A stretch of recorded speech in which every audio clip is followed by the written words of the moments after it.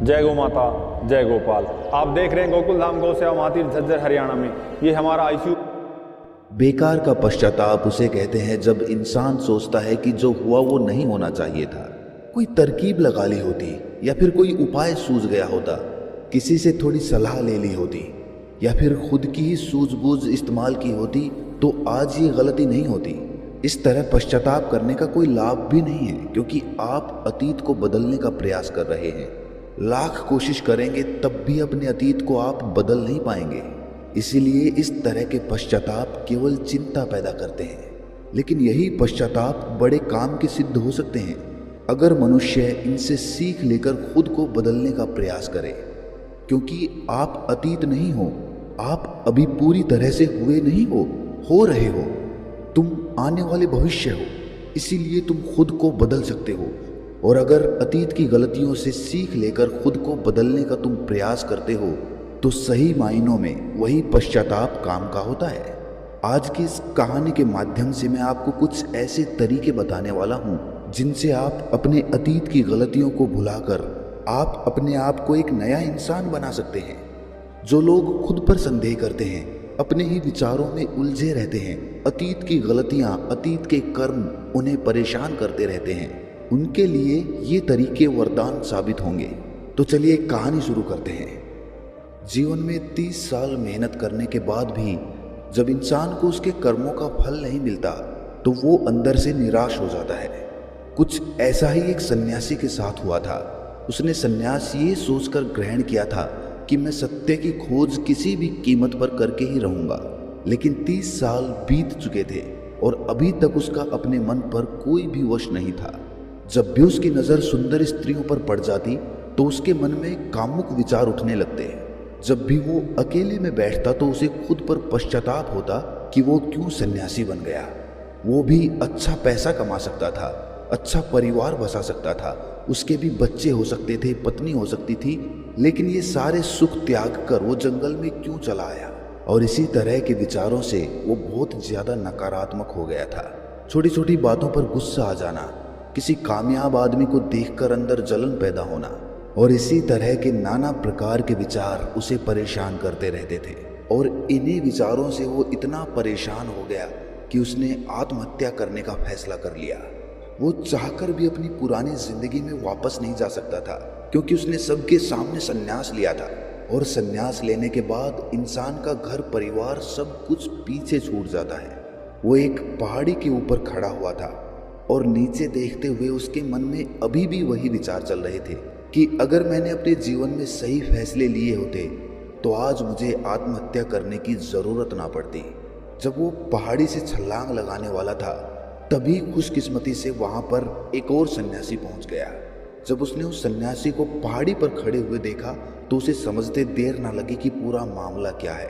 इस वृद्ध सन्यासी ने चिल्लाकर उस युवा सन्यासी से कहा कि बनते, जहां छोड़कर जा रहे हो, वापस वहीं से शुरुआत करनी पड़ेगी। सोच लो। युवा सन्यासी गुस्से में तपाक से बोल पड़ा कि क्यों वहीं से शुरुआत करनी पड़ेगी। इस बार मैं वो गलतियां नहीं करूंगा जो मैंने पहले की थी। युवा सन्यासी ने रोते हुए कहा कि मानता हूं कि अनजाने में मुझसे कुछ गलतियां हुई हैं, लेकिन ऐसा नहीं है कि वो गलतियां मैं हमेशा दोहराता रहूंगा। उन गलतियों से मैंने बहुत बड़ी सीख ली है, लेकिन बदकिस्मती यही है कि उन गलतियों को अब ठीक नहीं किया जा सकता। ये सुनकर वृद्ध सन्यासी जोर जोर से हंसने लगा। आसमान में बिजलियां कड़क रही थी और वो वृद्ध सन्यासी चिल्ला चिल्ला कर एक ही बात कह रहा था कि अतीत की गलतियां कोई नहीं सुधार सकता, क्योंकि बीता हुआ समय कभी लौटकर वापस नहीं आता। मूर्ख होते हैं वो लोग जो सोचते हैं कि मैं अतीत को बदल सकता हूँ। उनसे बड़ा अज्ञानी इस दुनिया में कोई दूसरा नहीं हो सकता है, क्योंकि जब तुम समय को ही वापस नहीं मोड़ सकते, तो तुम अपने अतीत को कैसे बदल सकते हो। लेकिन जो समझदार और ज्ञानी मनुष्य होते हैं कि एक बेहतर और अनुभवी इंसान बनने के लिए जीवन में गलतियां करना कितना ज़रूरी होता है। गलतियों के कारण ही तुम सीख लेकर भविष्य में खुद को बदलना चाहते हो, खुद को एक बेहतर इंसान बनाने का प्रयास करते हो। जब तक तुम्हें खुद की कमियां ही पता नहीं चलेगी, तब तक तुम अपने आप को बेहतर बनाने का प्रयास कैसे करोगे। और कमियां सिर्फ गलतियों की वजह से ही पता चलती हैं। गलत करते हैं वो माँ बाप जो अपने बच्चों को गलतियां करने का मौका ही नहीं देना चाहते। जीवन वो युद्ध का मैदान होता है जहां पर एक इंसान गलतियां करके खुद को योद्धा बनाता है। और जो इंसान ये सोचता है कि मैं जीवन में कोई गलती ही नहीं करूंगा, तो इसका मतलब ये है कि जीवन के रण क्षेत्र में वो हिस्सा ही नहीं लेना चाहता। और जो इंसान युद्ध के मैदान से भाग खड़ा होता है उसे कायर कहते हैं। कायर होते हैं ऐसे लोग जो अपने अतीत की गलतियों से डरकर नई शुरुआत ही नहीं करते हैं। जीवन तो चलते रहने का नाम है। चलते हुए इंसान गिरता भी है, रोता भी है, लेकिन रुकता कभी नहीं है। वो फिर खड़ा होता है, फिर चलता है, क्योंकि जीवन चलते रहने का नाम है। बूढ़े सन्यासी ने कहा कि आज मैं तुम्हें ऐसे 5 तरीके बताने वाला हूँ जिनका पालन करके तुम अपने अतीत की गलतियों को अपनी ताकत में बदल सकते हो। बूढ़े सन्यासी ने उससे पूछा कि क्या तुम वो तरीके सुनना पसंद करोगे? अगर सुनना ही चाहते हो तो पूरा ध्यान लगाकर सुनना। सबसे पहले अपने मन में से आत्महत्या का ख्याल निकाल दो, फिर पहाड़ी के इस तरफ आ जाओ ताकि हम बैठकर चर्चा कर सकें। युवा सन्यासी ने सोचा कि थोड़ी देर में तुम्हें आत्महत्या कर ही लूंगा, क्यों ना इस आखिरी समय में इस बूढ़े सन्यासी की बात सुन ली जाए। और यही सोचकर उसने उस बूढ़े सन्यासी से कहा कि तुम्हें 5 तरीके बताने में ज़्यादा समय नहीं लगना चाहिए, जल्दी से अपनी बात खत्म करो, फिर मुझे आत्महत्या करनी है। बूढ़े सन्यासी ने ज़्यादा समय ना लेते हुए सबसे पहला तरीका बताना शुरू किया। उन्होंने कहा कि सबसे पहले ये जानो कि अतीत में जो भी गलती हुई है वो किसके कारण हुई है, उसके पीछे क्या कारण था। कोई भी गलती करने के पीछे कुछ मुख्य कारण होते हैं, तुम्हें वो कारण पहचानने होंगे। वो कारण या तो कोई मजबूरी हो सकती है, या कोई इंसान हो सकता है जिसकी वजह से तुमने ये गलती की, या इसके पीछे तुम्हारा कोई अपना स्वार्थ भी हो सकता है। तुम्हें वो कारण पहचानना है। अगर किसी से धोखा मिला तो क्यों मिला? क्योंकि शायद आपने ज़्यादा विश्वास कर लिया होगा। एक बार अगर वो कारण पकड़ में आ जाए तो आपको पता चल जाएगा कि आपकी कमी क्या है, आपकी कमजोरी क्या है।